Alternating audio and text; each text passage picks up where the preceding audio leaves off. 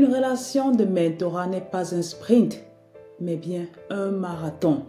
Aujourd'hui, je vais te partager donc les 5 clés pour construire et maintenir une relation de mentorat solide et durable. Avoir un mentor, c'est bien, mais le garder sur le long terme, c'est ça qui fait toute la différence. Trop souvent, on voit des relations de mentorat s'éteindre après quelques mois, faute de suivi ou tout simplement de mauvaise communication. Pourtant, une relation durable avec un mentor peut devenir l'un des piliers de ta carrière.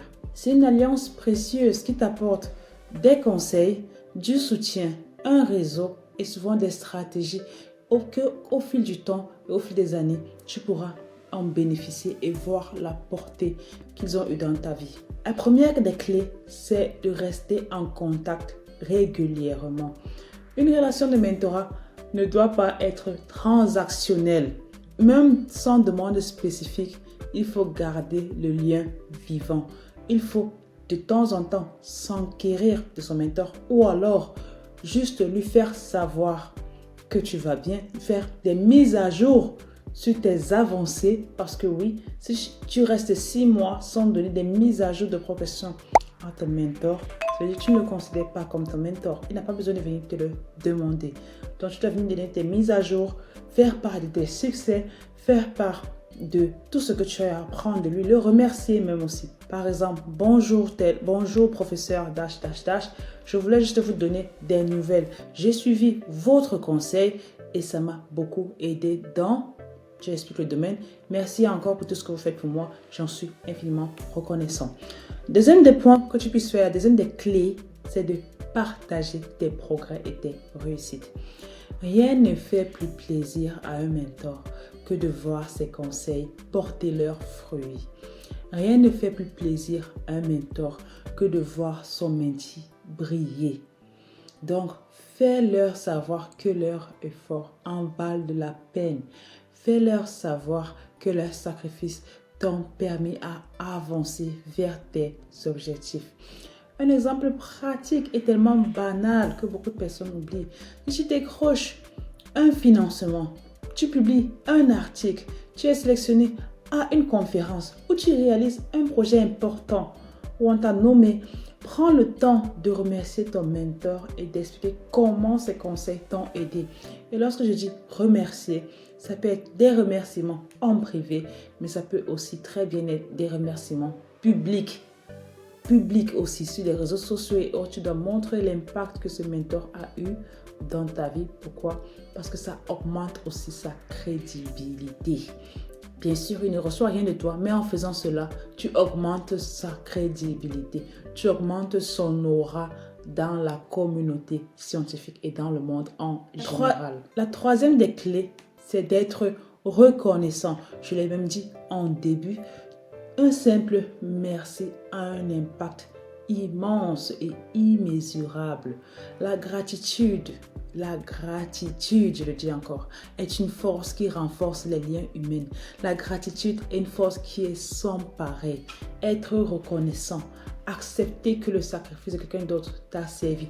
Aussi infime soit-il, peut-être tu ne peux pas imaginer même que c'est un sacrifice selon tes yeux, mais de le fait de dire merci, ça te permet de valoriser ton mentor et il se sent encore plus enclin à t'aider à l'avenir. Un exemple pratique pour toi, ce serait d'offrir un remerciement sincère, que ce soit verbalement, par écrit, par des cadeaux. Je connais des gens qui font des cadeaux à leur mentor, ils font des peintures, ils offrent des cadeaux, des vêtements, tout ce qu'ils veulent pour faire plaisir au mentor parce qu'ils ressentent que ce mentor a réellement changé leur vie. Là où je te parle, moi-même, j'ai eu à acheter des choses de mon pays, des tableaux, de l'art avec le nom dessus pour donner à mes mentors parce que je veux montrer la reconnaissance. Donc, tu dois pouvoir implémenter ce genre de petites attentions. Tu planifies tout ça, on ne doit pas te demander. En général, même tu viens, je t'ai gardé quelque chose, voici le cadeau et puis c'est fini. Et puis, il est tellement surpris, mais il réalise que vraiment, tu es réellement reconnaissant. Tu es réellement reconnaissant. Moi, je l'ai fait pour quelqu'un. C'était juste une boîte d'arachides. Une boîte d'arachides, Et elle m'a dit vraiment, tout ce que tu as fait là, je ne peux pas imaginer ça parce que j'avais eu à voyager à Patarachit. Cette personne a eu à me redonner par la suite des références vers des gens qui sont en train de changer ma vie. Donc oui, le remerciement, la reconnaissance, c'est quelque chose qui t'ouvre aussi des portes. La quatrième des clés, c'est de respecter les limites de ton mentor. Ton mentor a une vie bien remplie. Respecte son temps. Sois attentif à ne pas dépasser les limites. Oui, beaucoup de jeunes actuellement ne comprennent pas qu'il y a des limites à ne pas franchir. Il faut faire attention. Bien sûr, il cause avec toi. Bien sûr, il te dit si ça chouette. Mais à toi de savoir où tu dois t'arrêter. À toi de savoir que là, tu es en train de dépasser les bornes. Et attention, parce que lorsque tu dépasses les bornes, ça pourrait être difficile pour lui de continuer à te mentorer. Il va commencer à t'ignorer. Et de fil en aiguille, toi, tu vas te décourager parce qu'il ne répondra plus à tes messages. Donc, si tu abuses de son temps, tu abuses aussi de ses conseils. Ça veut dire qu'il te donne des conseils pour implémenter des choses. Tu ne les implémentes pas et tu continues à demander les mêmes des conseils tous les jours. Ça veut dire que tu n'es pas quelqu'un qui assimile ce qu'il te dit. Tu n'écoutes pas attentivement, tu n'implémentes pas ses conseils, mais tu lui reposes les mêmes questions. Deuxième des choses que tu peux aussi faire là quand tu ne respectes pas ton mentor, c'est qu'il te fait des corrections, des remarques. Tu n'implémentes pas du tout les corrections sur ces mentors techniques, tu n'implémentes aucune correction et tu redonnes le même document sans avoir corrigé quelque chose. Là, tu ne le respectes pas. Il n'a pas le temps à venir faire les mêmes choses tous les jours. Il n'a pas ce temps-là. Surtout si c'est un mentor d'excellence. Si c'est un mentor ordinaire, oui, peut-être il aura le temps de venir relire. Mais si c'est quelqu'un qui n'a pas le temps, vraiment, tu fais ça une fois, deux fois, trois fois, la troisième fois, il ne lit plus, il va te laisser en plan.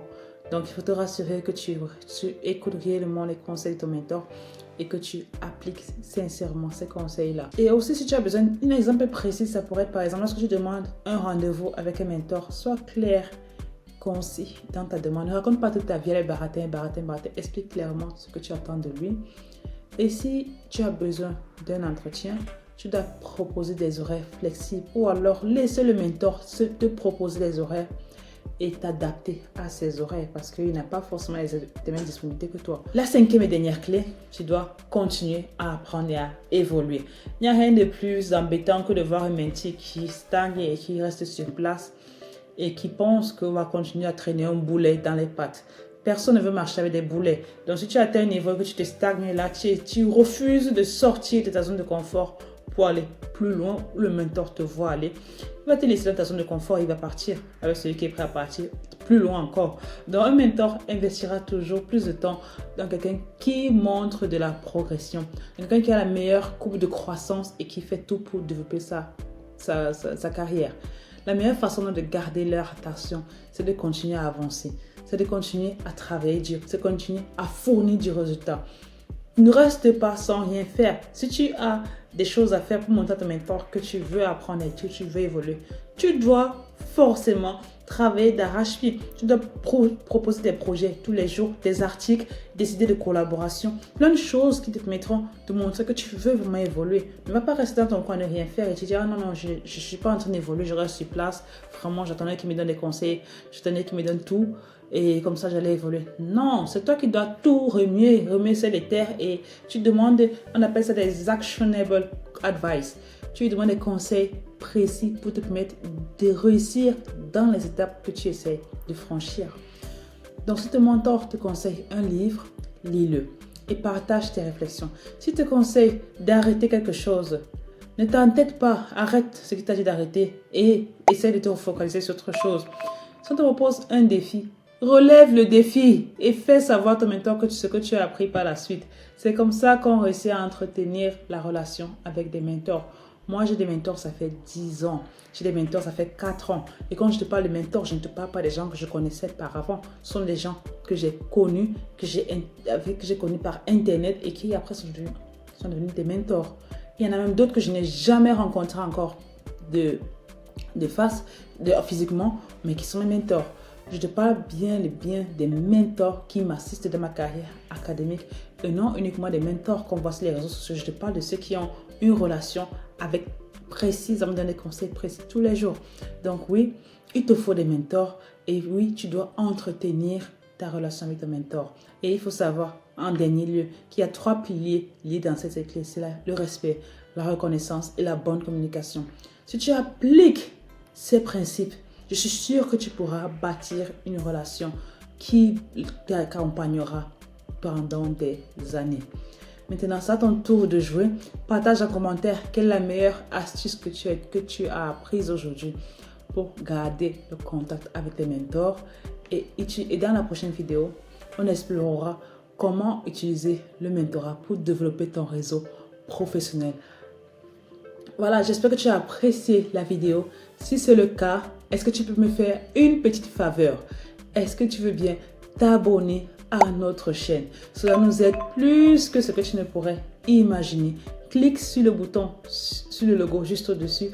Abonne-toi à la chaîne et aide-nous à atteindre les 500 abonnés déjà, parce que oui, ça veut dire que tu trouves de la valeur dans notre chaîne et dans nos vidéos, dans nos contenus, et vous nous donnez la motivation de continuer également à vous offrir, à vous partager nos expériences. J'espère encore que tu as apprécié et surtout, comme je dis toujours, ose rêver pour la suite. À plus pour un prochain épisode.